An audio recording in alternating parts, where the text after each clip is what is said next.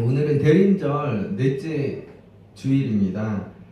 대림절은 이미 오신 예수님을 기억하고 또 기념하고 또 다시 오실 예수님을 고대하면서 준비하는 그런 절기인데요. 그래서 대림절 첫째 주에는 다시 오실 예수님, 그분이 구원의 주님인 동시에 또 심판의 주님이 되신다. 그런데 그분의 구원이 어떻게 이루어지는가, 그곳에 관해 또 이 땅에 이루어지는 그 하나님 나라, 그분이 다시 오셔서 이루실 그 나라에 관한 또 말씀을 드렸고요. 그리고 이제 이미 오신 예수님을 기억할 때 이제 지난 주일에 이런 말씀을 드렸어요.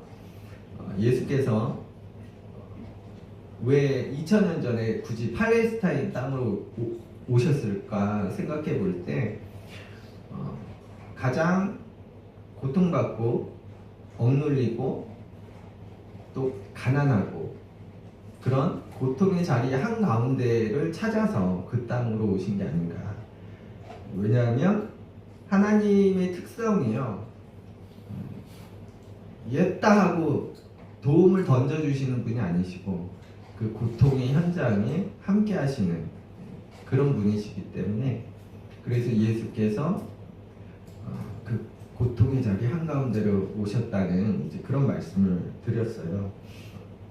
그렇다면 오늘 드릴 말씀은 뭐냐면, 예수께서 그 낮고 가난한 자리, 고통의 자리 한가운데로 오셨는데 그 자리로 오신 예수께서 그럼 무슨 일을 하셨나? 어떤 일을 하셨나?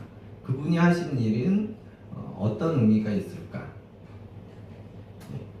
그래서 이제 예수님이 하신 일들을 복음서에서 찾아보면 이제 주로 이런 일을 하셨어요. 이제 먼저는 복음을 전파하시면서 말씀을 가르치시고 또 논쟁하셨어요, 사람들하고. 그리고 어떤 사회적 또 종교적으로 잘못된 것들을 지적하고 또 그것을 고치려고 노력하셨어요. 고정관념을 깨셨고, 또 귀신 들린 사람들을 고치시고 병든 사람도 고쳐주시고 또 여러 기적을 행하셨습니다. 또 종말에 관한 예언도 하셨는데 결국 예수님 사역의 끝은 잡히시고 고난받으시고 죽임 당하시는 걸로 이제 끝나게 됩니다. 물론 이제 다시 사셨죠. 그리고 하늘로 승천하셨고. 그래서 예수님이 하신 일들을 이렇게 보면 주로 가르치신 사역이 많고 또 논쟁하신 일들이 있고 또 병을 고치시거나 이런 일들, 치유 사역도 많이 하셨고 결국엔 이제 죽임 당하시는 것으로. 그리고 한편 이제 예수님이 하신 일 중에 저는 이것들이 중요하다고 보는데, 예수님이 세례 받으신 일, 또 광야에서 시험 받으신 일, 또 굳이 그렇게 안 하셔도 되는데 선생이 제자들의 발을 씻겨주시는 그런 일들. 사실 이제 예수님은 죄가 없으신 분이시잖아요. 하나님의 아들이시니까. 그러니까 사실 세례를 받을 필요가 없거든요. 세례 요한이 베풀었던 세례는 죄사함의 선포의 의미를 가진 세례였는데 예수님이 그걸 받으신 이유가 없었고요. 또 예수님은 하나님이신데 동시에, 그렇죠, 광야에서 왜 시험을 받으세요? 그럴 필요가 없으신 거예요. 굳이 그 힘든 광야 시험을 본인이 받으셨어요. 그래서 이제 제가 지금 던지는 질문은 이런 겁니다. 예수님이 공생애 동안에 여러 일들을 하셨는데 그 일들이 갖는 의미가 뭘까? 다시 질문 드리면 예수님이 하신 일들의 목적이 뭘까? 자, 예수님이 이 땅에 오신 목적, 그것은 이제 우리가 잘 아는 대로 요한복음 3장 16절 말씀을 보면, 하나님이 세상을 이처럼 사랑하사 독생자를 주셨으니 이는 그를 믿는 자마다 멸망하지 않고 영생을 얻게 하려 하십니다. 뭐 예수 믿는 사람이라면 다 아는 것이죠. 예수께서 잡히시고 또 고난받고 죽임 당하신 이유예요. 그분이 우리의 죄를 대신 짊어지고 어린 양으로 바쳐진 것이죠. 우리는 그분이 하나님의 아들로 우리를 위해 죽임당하신 사실을, 그분이 그리스도이신 것을 믿고 또 그 믿음으로 구원받게 되었습니다. 이게 예수님이 이 땅에 오신 목적입니다. 우리의 구원. 그런데 그렇다면 우리가 믿음으로 얻게 되는 그 구원이 뭘까? 구원을 받는데 생각해 보지 않을 수 없겠죠.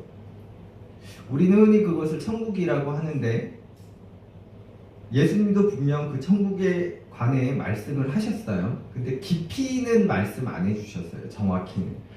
그래서 우리가 성서를 통해서는 전에도 말씀드렸듯이 그 천국에 관해 상세히 알 수 없고 정확히 알 수 없어요. 그냥 추측만, 기대만 할 수 있는 그 정도입니다.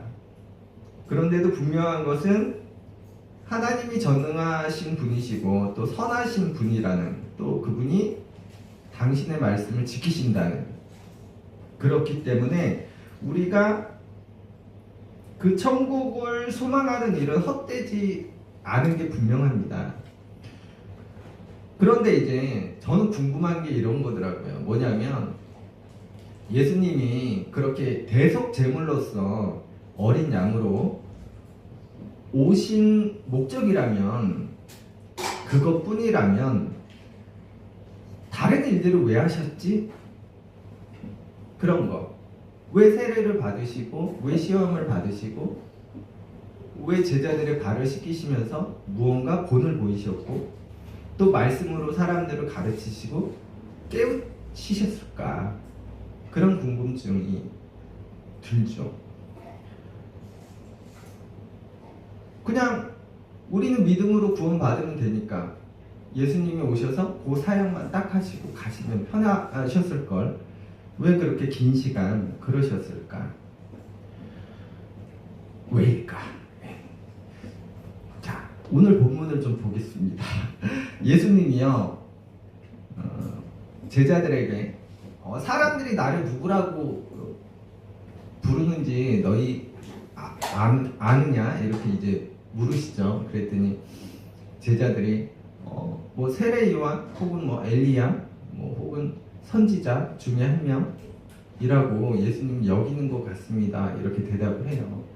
예수님이 이번에는 그렇다면 너희는 나를 누구라고 여기느냐? 이렇게 물으시죠. 그때 베드로가 주는 그리스도이십니다 라는 고백을 하면서 예수를 그리스도로 인정하는 거예요. 그때 예수님이 제자들에게 그 말씀을 하시죠. 이제 내가 저 종교 지도자들에게 잡히고 또 고난받고 죽임당하고 또 다시 살아나야 할 것을 이제 말씀하시는 거예요. 그랬더니 베드로가 아니 주님, 그런 일은 절대 안 됩니다. 네? 그러면서 항변을 해요. 예수님은 그런 베드로에게 사탄이라고까지 하시고요. 자, 여기까지 보면요, 알려주는 내용이 이런 겁니다. 예수님이 하나님의 아들이신 것을, 그리스도라는 것을 알려주고 있고요. 한편 그 하나님의 아들로 그리스도로 오신 그 예수께서 꼭 하셔야 되는 일이 있다라는 거예요. 그것이 잡히시고 고난받고 죽임당하고 다시 사시는 일. 이것은 반드시 예수께서 하셔야 되는 일이었던 거예요. 그래서 베드로가 항변했을 때, 그리하시면 안 됩니다, 그런 일이 벌어지면 안 됩니다 라고 항변했을 때 예수님이 베드로를 사탄이라고까지 하시는 거예요. 왜냐하면 예수님이 그 일을 반드시 하셔야 되는데, 꼭 하셔야 되는데 그걸 하지 못하도록 베드로가 유혹하고 또 방해했잖아요. 그래서 여기까지 내용은요, 우리가 믿음으로 구원받게 되는 그 일을 위한 예수님 일에 관한 거예요. 이제 우리가 고대하는 천국에 관한 그 예수님의 일에 관한 것이죠. 그런데 이 말씀 이후에 예수님이 무리와 제자들을 불러서 또 말씀하시는데 그게 34절 말씀입니다. 무리와 제자들을 불러 이르시되 누구든지 나를 따라오려거든 자기를 부인하고 자기 십자가를 지고 나를 따를 것이니라. 무리와 제자들은 지금 예수님을 이미 따르고 있는 사람들인데요. 그들에게 누구든지 나를 따라오려거든 자기를 부인하고 자기 십자가를 지고 그렇게 나를 따라야 한다. 그렇다면 여기서 예수를 따른다는 것이 뭘까? 그것은 다른 말로 바꾸면 믿음으로 구원받은 사람들이라 할 수 있겠어요. 오늘날 우리도 포함되는 것이죠. 예수를 따르는 사람들. 그러니까 예수를 따르는 사람들, 예수를 믿는 사람은 자기를 부인해야 하고 자기 십자가를 져야 한다는 거예요. 그렇다면 여기서 자기를 부인한다는 것은 무엇일까? 자기를 부인한다. 자기 부정? 나는 내가 아니야. 아니겠죠. 그럼 뭘까? 공동 번역에서는 이렇게 번역해요. 자기를 버리고. 나를 버리는 게 자기를 부인하는 일이라는 거예요. 그러니까 이건 뭘 얘기하는 거예요? 내가 갖고 있는 나의 욕심을 버리는 일에 관한 것이죠. 나만을 위한 욕심. 그렇다면 내 욕심을 버리면 그 자리엔 뭐가 들어가는 걸까요? 하나님에 관한 욕심. 하나님 나라에 관한 욕심. 그래서 베드로가요, 예수께서 베드로가 항변할 때 예수께서 이런 말씀을 하시는 거예요. 베드로야, 네가 하나님의 일을 생각하지 않고 사람의 일만 생각하는구나. 다른 말로 바꾸면 네가 하나님의 욕심은 없고 하나님 나라의 욕심은 없고 사람의 욕심, 네 욕심만 차리고 있구나. 이렇게 바꿀 수 있겠어요. 자, 그렇다면 자기 십자가를 져야 한다고 하시는데 여기서 자기 십자가를 진다는 건 뭘까? 예수님을 보면 확실해지죠. 예수님이 지신 십자가는 뭐였을까요? 예수님이 하나님 나라를 위해 하셔야만 했던 그 일, 예수님의 몫이었죠. 마찬가지로 우리가 져야 할 자기 십자가는 하나님 나라에 관한 우리 몫. 그래서요, 예수님이 그리스도이신 것을 베드로가 인정해 드리고 예수님이 이제 죽임을 당하고 다시 살아나실 것에 관한 말씀을 하시는데 이 부분은요, 예수님 몫에 관한 거고요. 이는 우리가 고대하는 그 천국에 관한 예수님 일이라 할 수 있겠습니다.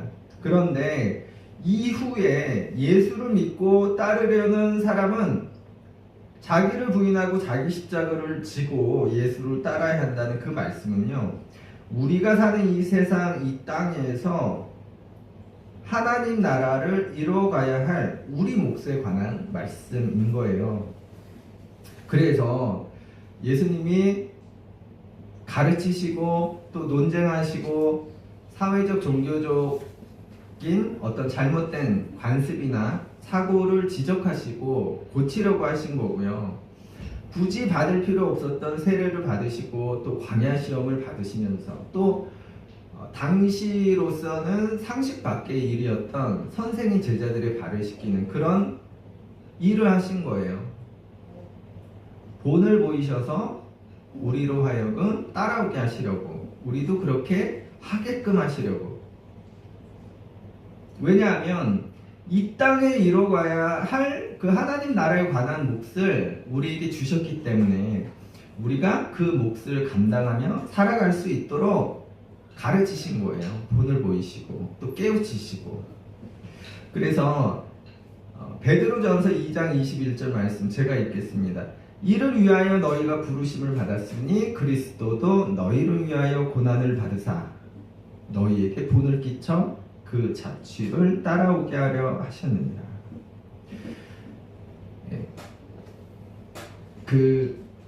우리가 대부분 예수 믿는 이유가 천국을 소망하기 때문이잖아요. 그거는 지극히 당연한 것이고 또 바람직한 것이죠. 그런데 예수님이 말씀하시는 그 천국이 우리가 바라는, 우리가 이제 죽어서 가는 그런 천국에 관한 것으로도 보이지만 가만히 보면 우리가 지금 살아 숨쉬는 이 땅에 관한 것이거든요. 제가 이제 벌써 몇 번씩 설교드렸던 그 세례 요한 이야기 있잖아요. 이 세례 요한이 예수님이 오셔서 이런 나라를 만드실 건데, 이런 세상을 만드실 건데 너희가 그 길을 곧게 준비하고 평탄하게 하라는. 그런데 거기서 세례 요한이 말하는 예수님이 만드실 그런 나라가 어디 먼 데 있는 게 아니거든요. 여기에 관한 것이죠. 또 예수님이 공생애를 시작하시면서, 그러니까 이사야 말씀으로 이렇게 선언하신 게 있어요. 주보에 있는데 누가복음 4장 17, 19절 말씀 우리 함께 읽겠습니다.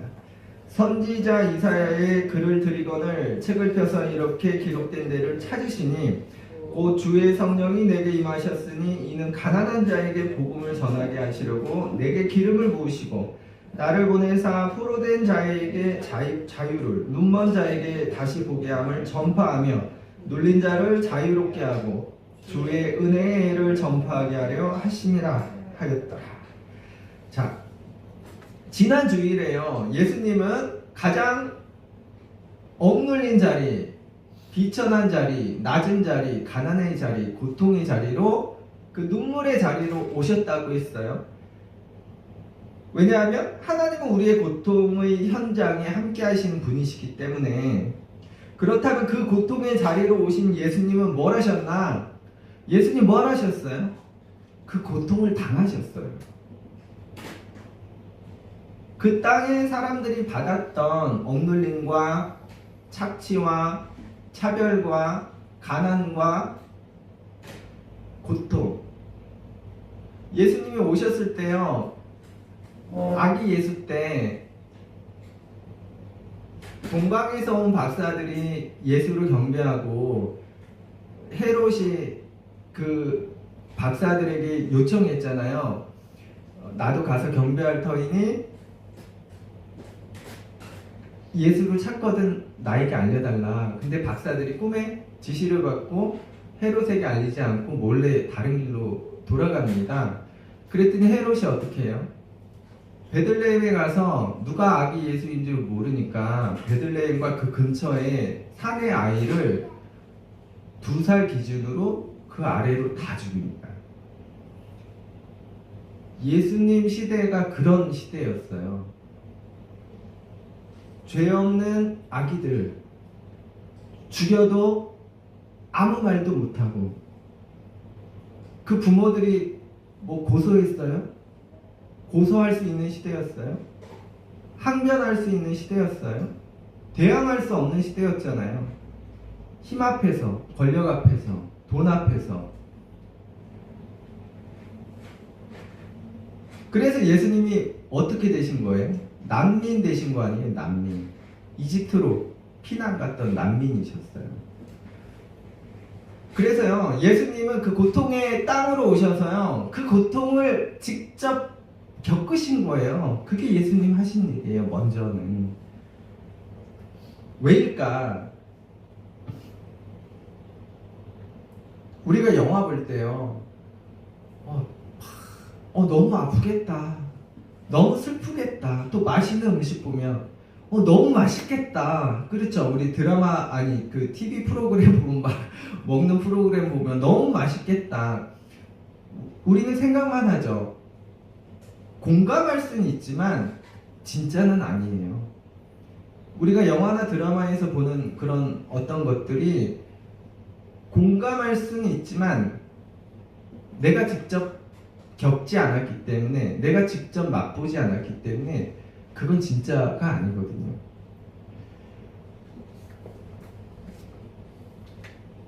팔이 잘린 사람 보면 어머 아프겠다, 너무 아프겠다, 그렇죠. 근데 내가 잘려야 그 아픔을 아는 거잖아요. 저는 예수님이 그래서 오셨다고 생각해요. 그 현장으로 오셔서 그 땅의 사람들이 겪는 고통을 직접 겪으신 거예요. 그래서 예수님은 지난주일 설교 제목처럼 그들의 편이 되실 수 있었던 거예요. 그 예수가요, 그 땅의 가난과 고통과 차별과 억눌림을 직접 겪은 그 예수가 이제 이렇게 선언하는 거예요. 이들의 가난을, 이들의 억눌림을, 이들의 차별을, 이들의 고통을 거기서 내가 해방시켜야겠다. 그게 방금 우리가 읽은 누가복음 말씀이라고 할 수 있겠어요. 예수님이요, 이들을 천국으로 보내야겠다. 안전한 곳으로 대피시켜야겠다, 이주시켜야겠다, 이렇게 말씀하시는 게 아니고요, 그들이 살아가는 그 고통의 땅을 바꿔야겠다라는 거예요. 그들이 살아가는 그 땅을 변화시켜야겠다라고 하시는 거죠. 그런데 이제 이게 중요한 겁니다. 자, 예수님이 분명 우리가 방금 읽은 누가복음에서도 알 수 있듯이 그렇게 선언하셨는데 2000년 전에 오신 그 예수께서 그걸 이루셨는가 하는 거예요. 그렇죠?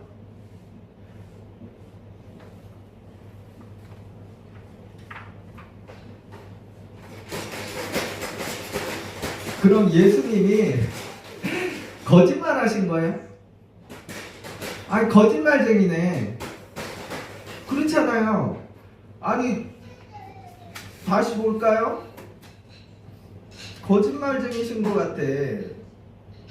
주의 성령이 내게 임하셨으니 가난한 자에게 복음을 전하게 하시려고 내게 기름을 부으셨는데 나를 보내사 뭐 하신다는 거예요? 포로된 자에게 자유를 주고 눈먼 자에게 다시 보게 함을 전파하며 눌린 자를 자유롭게 하고 또 주의 은혜의 해를 전파하게. 여기서 주의 은혜의 해가 희년 아니에요? 희년. 근데 말씀만 이렇게 하고 뭘 하신 게 없어요. 그렇지 않은가요? 그냥 잡히시고 그렇게 되신 거 아니에요. 그러면 그냥 예수님은 그런 세상을 원하셨는데 한번 해보겠다고 하셨는데 실패하신 건가? 근데 그렇지 않아요.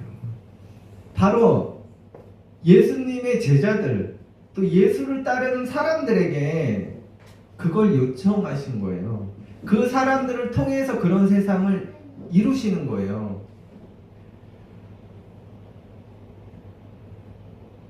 그래서 예수께서 가르치시고 사람들을 깨우치시고 본을 보여주신 거예요. 그것들을 통해서 그들이 그런 세상을 만들어갈 수 있도록.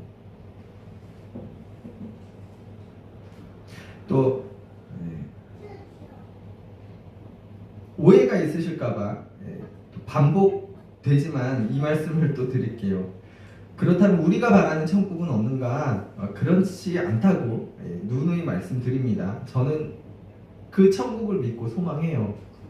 그러나 오늘 본문에서도 알 수 있듯이 예수께서 죽임당하시고 다시 사신 일은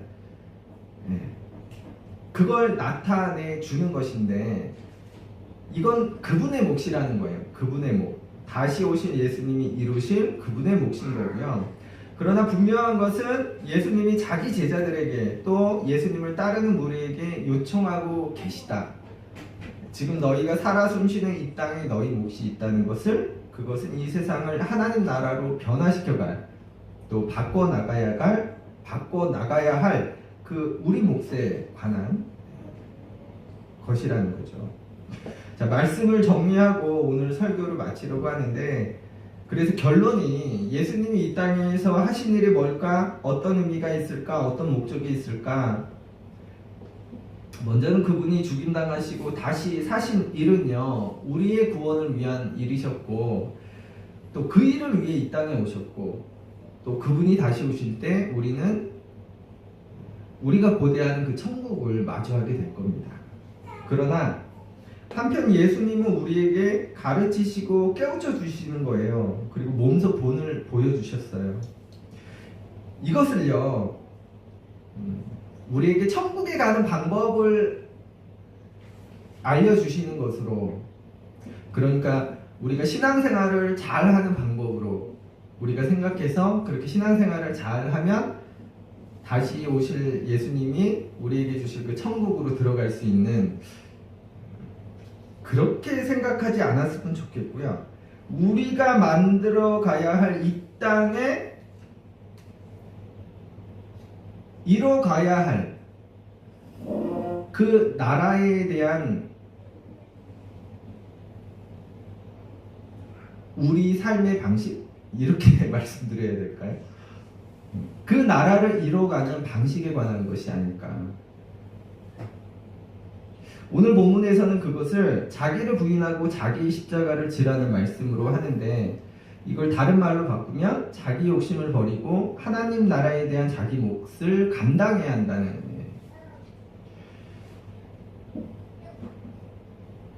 그 미 육군에 보면요, 그린베레라는 특수 부대가 있어요. 아시죠? 근데 이분들이 주로 하는 일이 뭐냐면 그 적진 깊숙이 침투를 해요.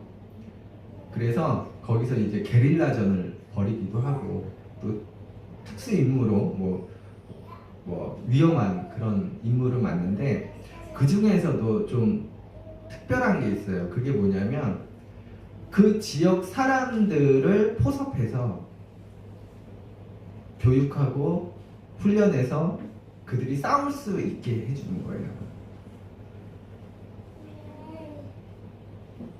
저는요, 예수님이 이런 일을 하신 것 같아요.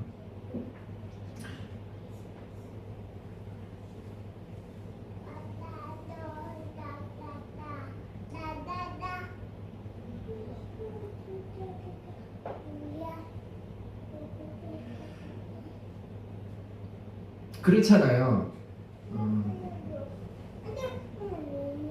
그냥 군인들이 가서 막 싸워서 이겨주면 될 것 같은데, 그런 군인들이 있는 거예요. 그 깊숙이 들어가서 거기에 있는 사람들을 포섭하는 거예요. 그런데 그 사람들은 누구예요? 거기서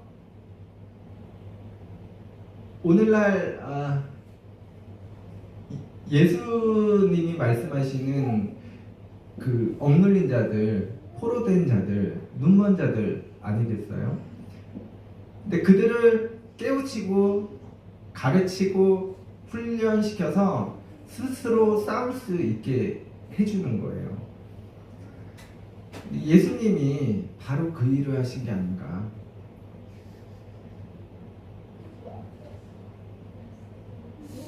우리가 싸울 수 있도록. 예. 그래서요, 예수님이 하신 일은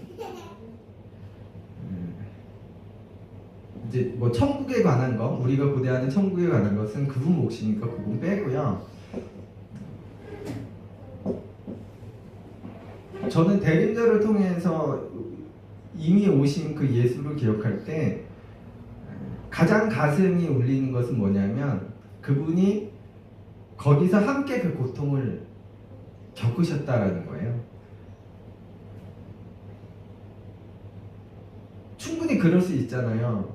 나는 그 고통에 참여하지 않으면서 밖에서 도움만 줄 수 있는데, 예수님은 그러지 않으셨어요. 같이 그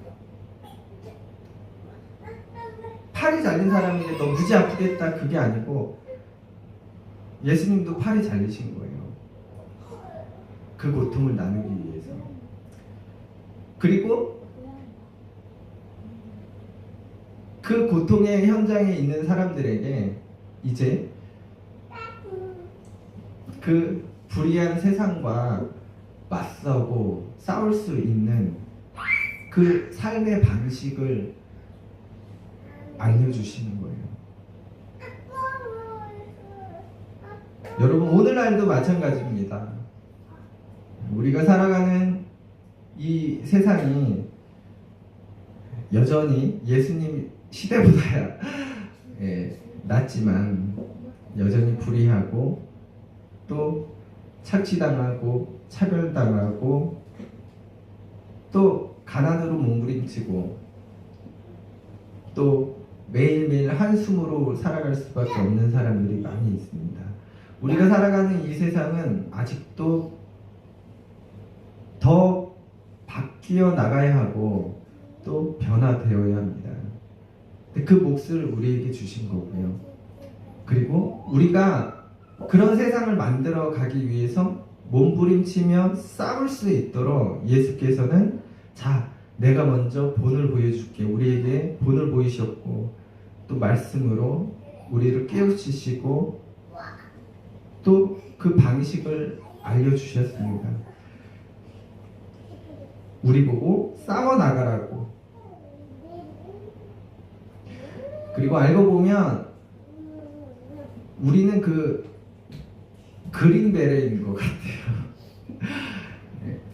우리도 예수님처럼 그렇게 불의한 세상 안으로 들어가서 그 사람들을 깨우치고 그들도 나처럼 싸울 수 있도록 훈련시키고 또 가르쳐서